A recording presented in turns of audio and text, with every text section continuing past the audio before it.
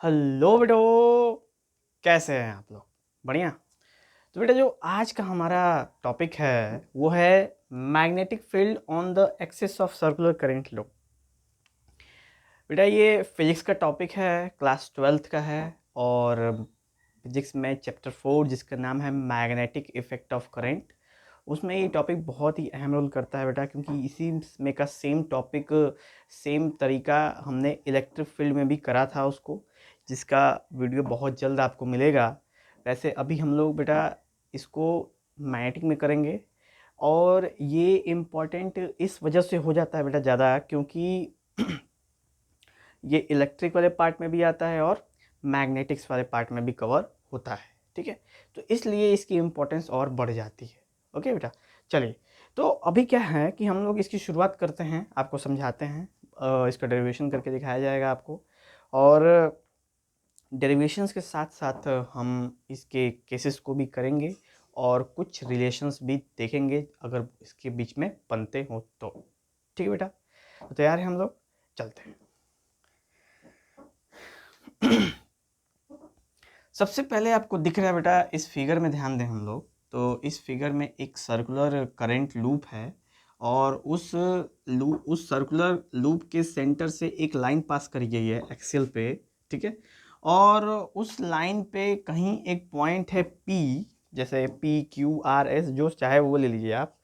इस पॉइंट पे कहीं एट रैंडम कोई पॉइंट है बेटा, और वहाँ पे आपको क्या निकालना है? वहाँ पे आपको मैग्नेटिक फील्ड की वैल्यू निकालनी है, मैग्नेटिक फील्ड का इंटेंसिटी निकालनी है आपको, उसका मैग्नीट्यूड निकालना है। ठीक है, और इसमें कुछ कॉन्सेप्ट्स ये बनते हैं कि जो सर्कुलर होगा उसका जो रेडियस होगा वो A होगा, और पॉइंट P से और इसके सेंटर, अगर सेंटर ले लेते हैं बच्चे हम लोग तो ले लेते हैं O। तो O से और उस पॉइंट तक के बीच के जो डिस्टेंस है वो है R। और जो DL आप देख सकते हैं जहाँ पे पॉइंट है, DL से लेके और इस पॉइंट तक की दूरी है S के नाम से रिप्रेजेंट करा है हमने यहाँ पे। Is equal to root under R square plus A square इसलिए रखा है क्योंकि यहाँ पे आप देख सकते हैं कि यहाँ पे ये राइट एंगल ट्रायंगल बन रहा है इस कंडीशन में, और यहाँ पे हम पाइथागोरस थ्योरम यूज करेंगे तो हमको थर्ड साइड मिल जाएगा। वैसे भी पाइथागोरस थ्योरम लगाया ही जाता है हमको जब थर्ड साइड निकालना हो राइट एंगल ट्रायंगल का। ठीक है, तो ये बेटा कॉन्सेप्ट हो गए हमारे सामने। उसके बाद ये जो रेडियस है A, और जो लाइन है एक्सियल लाइन है वो R है, और इसमें DL हमने ले रखा है। DL यानी कि स्मॉल करंट एलिमेंट हमने कवर कर रखा है इसमें दोनों तरफ। एक ही तरफ कवर किया बेटा, दूसरे तरफ से हमने एक सिमेट्री मानते हुए एक फनल की तरह, एक कप की तरह दिखाने की कोशिश करी है कि ताकि आप उसको बहुत अच्छे से समझ सकें। ठीक है, नेक्स्ट है इसका रेडियस A है, और यहाँ पे बेटा बन रहा है फाई एंगल। यहाँ पे जो एंगल का फॉर्मेशन हो रहा है वो हो रहा है फाई एंगल यहाँ पे इस पॉइंट P पे। और यहाँ पे DL और S के बीच में बेटा, यानी कि DL और S के बीच में भी बन रहा है कितना एंगल? वो बन रहा है 90। कैसे बन रहा है 90 उसे ध्यान देते हैं, क्योंकि बेटा DL जो है वो है आपका छोटा सा लाइन ऑन अ सर्कल। तो सर्कल की जब सबसे छोटी लाइन होती है बेटा ना, छोटी से जब हम उसको आर्क कट करते हैं तो उस छोटे से आर्क को हम स्ट्रेट लाइन के तरह ट्रीट करते हैं। ठीक है, और वहाँ से जो S है वो टेंजेंट की तरह वर्क कर रहा है। देखो बेटा, जो S है वो कैसे वर्क कर रहा है? टेंजेंट की तरह वर्क कर रहा है। तो इनके बीच में जो एंगल बनता है वो बनता है बेटा 90 डिग्री। यानी आप देख सकते हो कि जो रेडियस A है और यहाँ से S जा रहा है उसके बीच में जो एंगल का फॉर्मेशन होगा वो होगा 90 डिग्री का। ठीक है, नेक्स्ट उसके बाद हम लोग जब गौर करेंगे इसको तो उसमें और भी बातें हैं। फाई एंगल है, अब यहाँ से एक मैग्नेटिक फील्ड DL से निकल के जा रहा है और वो पॉइंट P से टकरा के DV के फॉर्म में निकल गया, क्योंकि मैग्नेटिक फील्ड है भाई, स्मॉल है, स्मॉल DL है तो स्मॉल मैग्नेटिक फील्ड भी होगा।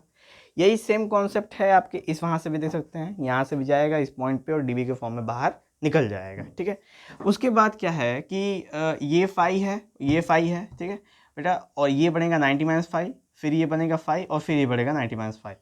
तो जिसके संग एंगुलर कंपोनेंट की बात करें अगर हम, तो क्लास 11th में हमने कंपोनेंट ब्रेकिंग का सिस्टम जाना होगा कि यहाँ पे जिसके संग थीटा होता है उसके संग कॉस लगता है। जैसे मान चलो ये B है ये हो जाएगा भी कॉस थीटा, और ये क्या हो जाएगा बच्चा, ये हो जाएगा भी साइन थीटा। ऐसा इसलिए है क्योंकि ऐसा कॉन्सेप्चुअल ब्रेकिंग जब करते हैं हम लोग रेक्टेंगुलर कंपोनेंट का, तो थीटा जिसके संग होगा उसके संग भी कॉस थीटा होता है, और जिसके संग थीटा नहीं होता है उसके संग भी साइन थीटा होता है। इसी को रेक्टेंगुलर कंपोनेंट कहते हैं। ऐसे इसकी बातें क्लास 11th के फिजिक्स में करी गई है बहुत अच्छे से बेटा। जब हम लोग उसका सीरीज लाएंगे आपके सामने तो आप वहाँ से बिल्कुल क्लियरली आप समझ सकते हैं कि हाँ ये कैसे कंपोनेंट ब्रेकिंग का सिस्टम आया है। ठीक है, तो चलिए यहाँ से तो ये समझा हमने कि ये भी कॉस थीटा और भी साइन थीटा क्या कॉन्सेप्ट है। ठीक है, चलिए आगे बढ़ा जाए। तो जब हम यहाँ पे ध्यान देंगे कि इसके संग फाई बन रहा है, तो ये है डी बी, ये बन जाएगा डी बी कॉस फाई। तो जब ये डी बी कॉस फाई बन जाएगा बेटा, तो उसके साइड वाला बन जाएगा डी बी साइन फाई। उसी तरह सेम अगर आप नीचे वाले सिमेट्री वाले पार्ट में देखें, तो ये नीचे वाला है डी बी कॉस फाई क्योंकि इसके संग फाई है और डी बी है, और डायरेक्ट उसके अपोजिट साइड वाला बन जाएगा बेटा D B sine phi, alternate side. तो अब कंडीशन है कि आप देख सकते हैं बेटा कि एक ही पॉइंट पे डी बी कॉस फाई का डायरेक्शन एक ऊपर है और डी बी कॉस फाई का डायरेक्शन एक नीचे है। तो होगा क्या, ये आपस में कैंसिल आउट हो जाएंगे ड्यू टू अपोजिट डायरेक्शन। तो हमें बचेगा क्या, हमें ऑन द रिजल्टेंट बचेगा डी वी साइन फाई।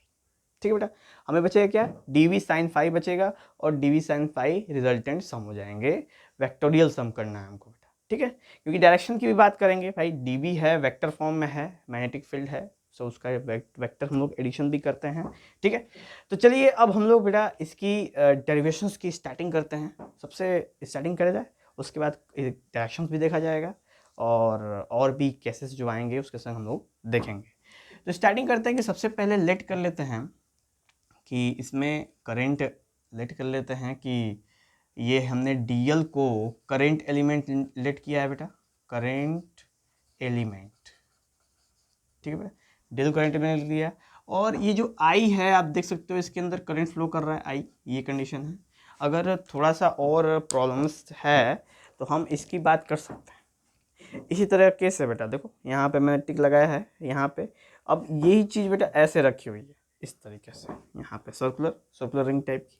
अब इसके सेंटर से मैंने सेंटर से एक्सियल पॉइंट पे ऐसे एक्सिस गुजारा गया है। ठीक है, इससे, और यहाँ से इसमें करंट क्या हो रहा है, फ्लो हो रहा है, और यहाँ पे हमने डीएल एलिमेंट लेट कर लिया है।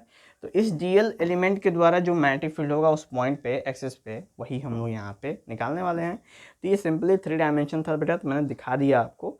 2 डायमेंशन में दिखाना थोड़ा सा मुश्किल था, इस वजह से मैंने कहा कि इसकी मदद से मैं आपको 3 डायमेंशन फॉर्म आपको दिखा दूँ। ठीक है, तो ये समझना बेटा। ठीक है, ये ऐसे नहीं है, ये ऐसे। ठीक है, तो 3 डायमेंशन है, 3 डायमेंशन में आप क्लियरली ये चीज़ें समझ सकते हैं। तो 3 डायमेंशंस के मैग्नेटिक फील्ड की वैल्यूज़ हम लोग निकालेंगे यहाँ पे। चलिए शुरू करते हैं। तो यहाँ पे हमने let DL current element let करा है, और जो करंट डायरेक्शन है वो ये रिंग के हिसाब से बाहर की तरफ आ रहा है, आउटवर्ड की तरफ निकलने वाला है। फिर ये ऐसे आएगा बेटा, ये अगर रिंग है तो यहाँ से ऐसे ऐसे ऐसे ऐसे जो करंट है वो क्या हो रहा है, मूव कर रहा है इसके साथ। जो करंट एलिमेंट है वहाँ से बार बार करंट की मूवमेंट हो रही है, करंट की मूवमेंट होगी तो क्या प्रोड्यूस होगा, मैग्नेटिक फील्ड प्रोड्यूस होगा। बस उसी चीज़ की हम लोग वैल्यू चेक करेंगे। तो यहाँ पे हमने देखा बेटा कि जो डीएल है वो परपेंडिकुलर है एस के। ठीक है, बताया था मैंने क्यों। तो कंडीशन है यहाँ पे कि एस के परपेंडिकुलर है, टेंजेंट का केस आता है। टेंजेंट और रेडियस के केस में जो बनता है आपका वो 90 डिग्री बनता है यहाँ पे। तो D L is perpendicular to S, तो उस केस में हमारा हो जाएगा बेटा theta is equal to 90 degree. तो जो केस बनेगा सबसे पहला, D V is equal to mu not upon 4 pi into ideal sine 90 upon, अब डिस्टेंस क्या है बेटा, तो डिस्टेंस है हमारा ये। ठीक है, क्योंकि हमने डीएल पॉइंट से मैग्नेटिक फील्ड निकालना है इस पॉइंट पे।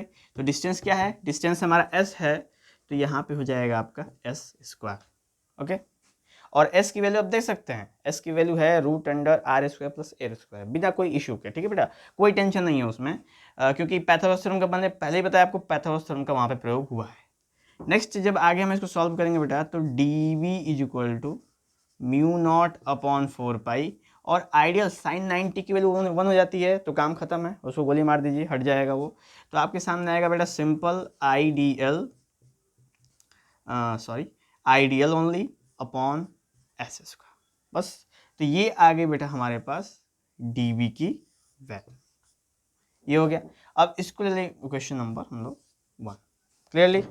तो ऐसे था बेटा, जब हमने क्या करना है कि एक डीएल के द्वारा यानी एक छोटे से करंट एलिमेंट के द्वारा जो मैग्नेटिक फील्ड निकाला गया है वो स्मॉल ही होगा ना, वो कितना होगा, ये इतना होगा। तो सोचो कि एक के द्वारा निकाला गया जो करंट एलिमेंट है वो इतना है, तो इस पूरे पूरे लूप पे जितने भी छोटे छोटे करंट एलिमेंट हमने लेट किए हैं उसके वजह से total magnetic field at a point P कितना होगा, गौर करना बेटा, ठीक है। तो यही चीज जब भी हमको ऐसा करना हो कि कोई छोटी चीज़ों को एक्सपेंड करना हो, बड़ी करना हो, तो हम अक्सर वहाँ पे बेटा इंटीग्रेशन करते हैं, ठीक है। और अगर कोई बड़ी सी चीज़ को उसको डिक्रीजमेंट करना हो, छोटी करना हो, तो वहाँ पे हम लोग डिफ्रेंशिएशन का प्रोसेस लगाते हैं बिना कोई दिक्कत के, ठीक है बेटा। तो ये था कंडीशंस हमारे सामने जिसकी हम चर्चा करेंगे, ओके। और उसके बाद हम यहाँ पे इंटीग्रेशन का प्रयोग करेंगे बेटा, ठीक है। एक और बात जो हमने वहाँ पे आपको फिगर में ही बता दी थी, वो कि हमने यहाँ पे फाई एंगल का कंपोनेंट ब्रेकिंग कैसे किया और ये दोनों आपस में कैसे कटे। तो आप चाहें अगर, तो आप उसको जब आप डेरिवेशन करें एग्जाम्स में डेरिवेशंस आते हैं, अगर आप उसमें करें तो आप चाहें तो उसमें मेंशन करेंगे बेटा, तो कम से कम 3 से 4 लाइन आपका और कवर होगा, जो आपका डेरिवेशन होगा वो और अट्रैक्टिव दिखेगा, ठीक है। प्लस साथ में अगर ग्राफ बनाते हुए चलेंगे तो और सोने पे सुहागा हो जाएगा, एकदम आप गर्दा कर देंगे बेटा, आपको नंबर बढ़िया लाने से कोई नहीं रोक सकता, ठीक है। तो आगे जब बढ़े हम लोग, तो dv is equal to mu not upon 4 pi ideal upon S square condition हो गया। इसके बाद जो कंडीशन आता है बेटा वो है कि जो हमने लाया है db sin फाई, जिसका डायरेक्शन हमने, अब उसको हम लोग वेक्टोरियल सम करते हैं। तो सिंपली सेम वैल्यू है, हमको इंटीग्रेशन करना है। तो एक के द्वारा यानी ये कंडीशन हो जाएगा बेटा आपके सामने, ये हो जाएगा बेटा आपको b इज इक्वल टू, ठीक है, यहाँ पे हो जाएगा टोटल मैग्नेटिक फील्ड, ठीक है बेटा, एट पॉइंट P मतलब मैंने बताया था शुरुआत में ही कि यहाँ पे P लेट कर लेते हैं, मैंने लिखा नहीं था उसको मेंशन कर देता हूँ बेटा, ठीक है। ये P पॉइंट है। अब P पॉइंट पे टोटल मैग्नेटिक फील्ड कितना होगा, तो जब छोटे छोटे मैग्नेटिक फील्ड जब आपस में जुड़ेंगे तो क्या बनाएंगे, बड़ा मैग्नेटिक फील्ड बनाएंगे। तो यहाँ पे हो जाएगा बेटा B इज इक्वल टू क्या हो जाएगा, यहाँ पे ये हो जाएगा आपका dv sine theta, sorry phi dv sine phi, okay. तो ये था बेटा हमारे सामने dv साइन फाई। अब हम क्या करेंगे, अब हम dl द्वारा हमने dv साइन फाई निकाल दिया, तो कई सारे dl होंगे तो इंटीग्रेशन, सिंपली इंटीग्रेशन कर देंगे। तो यहाँ पे इंटीग्रेशन का सिंबॉलिक रिप्रेजेंटेशन कर देंगे। नेक्स्ट, इसके बाद हम लोग इसको आगे प्रोसीड जब करेंगे बेटा, तो b is equal to dv की वैल्यू हमने ऊपर से लाई रखी है, dv की वैल्यू आप देख सकते हैं। तो dv की वैल्यू कितनी हो जाएगी, यहाँ पे dv की वैल्यू हो जाएगी आपकी mu not upon 4 pi IDL upon S square, और ये हो जाएगा बेटा आपका इंटू साइन फाई, ठीक है। साइन फाई का केस हो गया। अब अगर हम चाहें बेटा, ठीक है, अब अगर हम चाहें तो करें क्या, इसको हम लोग साइन फाई को हम लोग एंगल के फॉर्म में रिप्रेजेंट कर सकते हैं, ठीक है। साइन फाई को हम लोग एंगल फॉर्म में कैसे रिप्रेजेंट करेंगे, तो साइन फाई का अगर ट्रिग्नोमेट्रिक कंडीशंस आप गौर करें तो साइन फाई की होती है बेटा परपेंडिकुलर अपॉन हाइपोटेनस, ठीक है। वो आप ये ट्रिक लगा सकते हैं, पाकिस्तान भूखा प्यासा, हिंदुस्तान हरा भरा, ठीक है। और ये पहला वाला होता है बेटा साइन का, तब परपेंडिकुलर अपॉन हाइपोटेनस का केस आ जाता है यहाँ पे। और आप P बाई ए सिंपल यहाँ पे मेंशन कर देंगे, P है हमारा A, और जो आपका मतलब कि जो ये वाला बेटा कंडीशन है वो हो जाता है आपका S, ठीक है। तो sine phi is equal to A by S का कंडीशन आ गया। तो यहाँ पे सिंपली हो जाएगा आपका mu not upon 4 pi I D L upon S square into sine phi की वैल्यू हमने लाई ए बाई एस, कितना है बेटा, ए बाई एस ला दी। ठीक है, अब हम क्या करेंगे, इसको इंटीग्रेट करेंगे। इंटीग्रेट कैसे करेंगे, ध्यान देते हैं हम लोग। तो नेक्स्ट हो जाएगा हमारे सामने b is equal to mu not, यहाँ पे इंटीग्रेशन साइन लगा देना बेटा, ठीक है, इंटीग्रेशन साइन आप मेंशन करेंगे, mu not upon 4 pi, constant है, आई क्या है, कांस्टेंट है, ए क्या है, कांस्टेंट है, अपॉन एस क्यूब, इसको भी कांस्टेंट हो जाए। ठीक है, तो बचा क्या यहाँ पे इंटीग्रेशन में बचा बेटा डीएल। ठीक है, क्या बचा, डीएल बचा, क्योंकि आप देख सकते हो डीएल अभी भी यहाँ पे सेफ है। तो ये सब कांस्टेंट हो गए, तो कांस्टेंट सारे हमारे बाहर निकल गए, तो बचा हमारे पास सिंपल डीएल। अब जब डीएल को हम ओपन करेंगे बेटा, ठीक है, डीएल को जब हम ओपन करेंगे यानी कि डीएल को जब हम इंटीग्रेट करेंगे, तो गौर करेंगे डीएल एक पूरे सरकमफ्रेंस का एक छोटा सा हिस्सा है। तो जब डीएल को आप इंटीग्रेट करोगे तो वो बनता है, जब आप डीएल को इंटीग्रेट करोगे किसी भी सर्कल के लिए, तो वो बन जाता है बेटा 2 पाई आर। अब 2 पाई आर तो सरकमफ्रेंस का होता है, लेकिन इसका रेडियस ए है, तो यहाँ पे हम लिख देंगे बेटा 2 पाई ए। 2 पाई ए का कॉन्सेप्ट यहाँ पे बन जाएगा। ठीक है, अब आगे इसको जब हम लोग इसके अंदर डीएल को जब इसको हटा के रिप्लेस किया जाएगा, रिप्लेस करिए, तो ये हो जाएगा बच्चे b is equal to mu not I A upon 4 pi S cube into 2 pi A. अब 2 पाई से बेटा 2 बार में ये कट गया, और ए तो कटने वाला है नहीं, तो सिंपल जो हमारे सामने जो कंडीशन आता है बेटा वो है कि b is equal to, integration हमने कर दिया है, तो इंटीग्रेशन क्या हो सकता है नहीं, mu naught I A square upon, ये हो जाएगा बेटा 2s क्यूब। तो ये है हमारे पास बेटा रिजल्टेंट फॉर्मूले for the magnetic field at a point P, जिसकी हमने चर्चा करी थी, total magnetic field at point P, यानी P पे हमने ये जो टोटल मैग्नेटिक फील्ड है उसे हमने ऑब्जर्व कर लिया।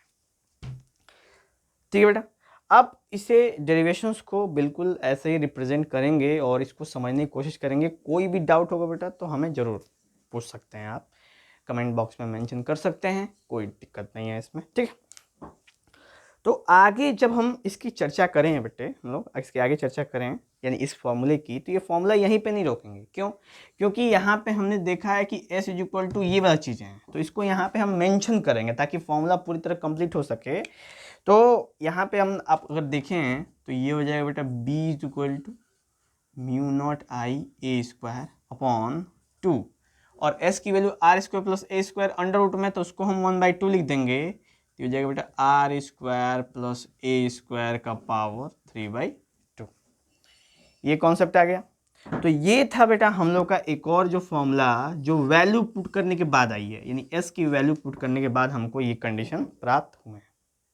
ओके, तो ये भी, इसको भी कह सकते हैं s हो चाहे हमने इसमें वैल्यू पुट करी है उससे कोई फर्क नहीं पड़ता है। सिंपली जो हमारा कॉन्सेप्ट है कि हमने रूट स्क्वायर की वैल्यू को रिप्रेजेंट करा है, क्योंकि उसे ज़रूरी है, क्योंकि हमें एग्जामिनर को बताना है कि हाँ यही है आखिरी का रिजल्टेंट फार्मूला। तो बेटा ये है हमारे सामने आखिरी का रिजल्टेंट फार्मूला, ये हो गया क्लियर। ठीक है, तो ऐसे करके बेटा डेरिवेशन हो जाता है इसका क्लियर। और आप इतने बड़े से डेरिवेशन को मतलब थोड़ा सा लेंदी है, लेकिन आप इसको आसान तरीके से ऐसे रिप्रेजेंट कर सकते हैं बिना कोई दिक्कत के। ठीक है, तो अब हम लोग चर्चा करेंगे बेटा केसेस की। तो केसेस के लिए अब हम लोग यहाँ पे नोट करेंगे, तो थोड़ा सा जगह जरूरत है, यहाँ पे हम लिखेंगे, थोड़ा सा यहाँ पे लिखा जाएगा। तब तक आप इसको बेटा, तब तक आप इसको मतलब कि लिख लो, डेरिवेशन में नोट्स बना लो, और फिर हम इस पे केसेस पे चर्चा करते हैं।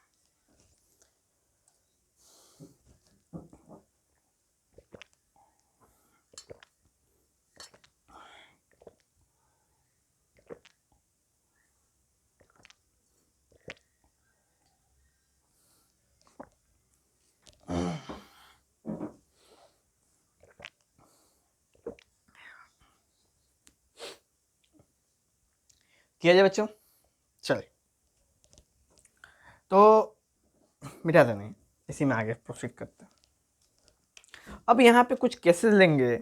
केसेस क्या होंगे?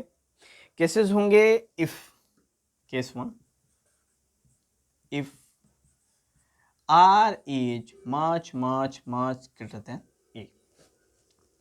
अगर ऐसा क्लियरिटी रहती है बेटा कि r की वैल्यू a से बहुत ज़्यादा है, यानी कि ये जो r है आप देख सकते हो फिगर में, इसकी वैल्यू a से बहुत ज़्यादा है। और जब ऐसा क्लियर केस आए कि r की वैल्यू a से बहुत ज़्यादा आ जाए, तो हम क्या करते हैं बेटा? हम a को क्या कर देते हैं? निगलेक्ट कर देते हैं। ठीक है, क्या कर देते हैं हम लोग? निगलेक्ट कर देते हैं। तो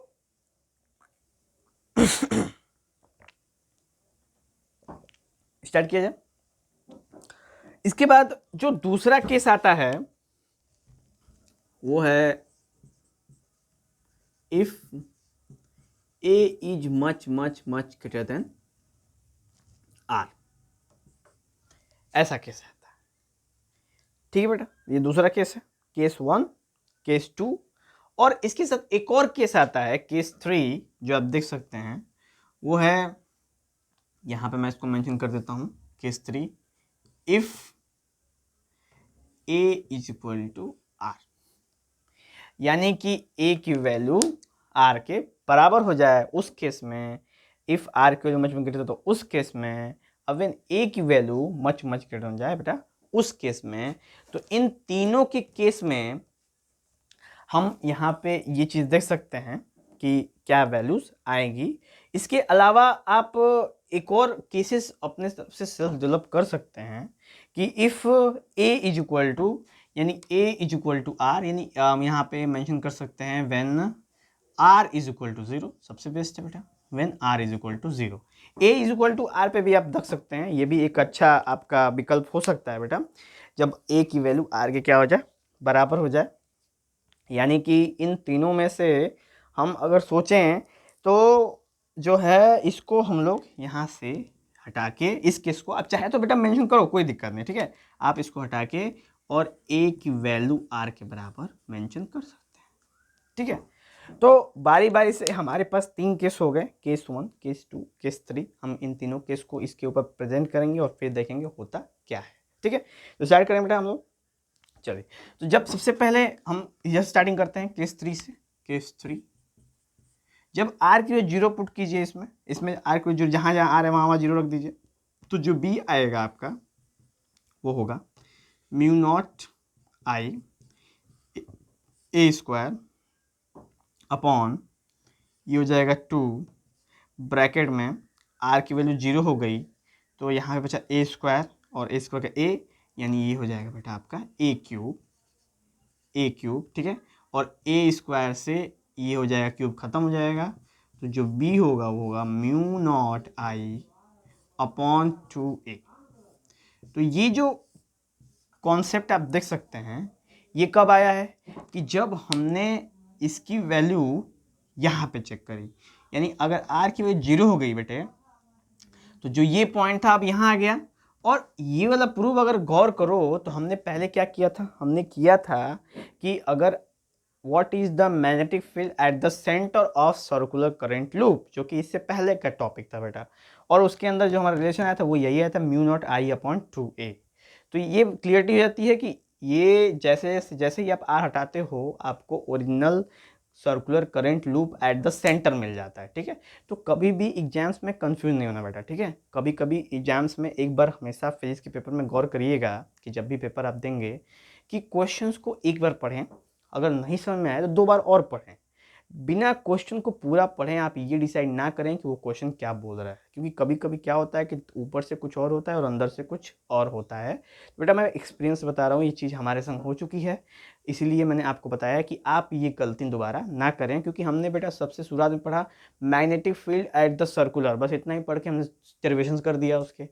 अब जब मैं आ रहा था रास्ते में तो देखा कि ओहो हो ये क्या कर दिया, पूरा पढ़ा तो एक्सिस लिखा हुआ था और मैं सेंटर पे करके चला आया था।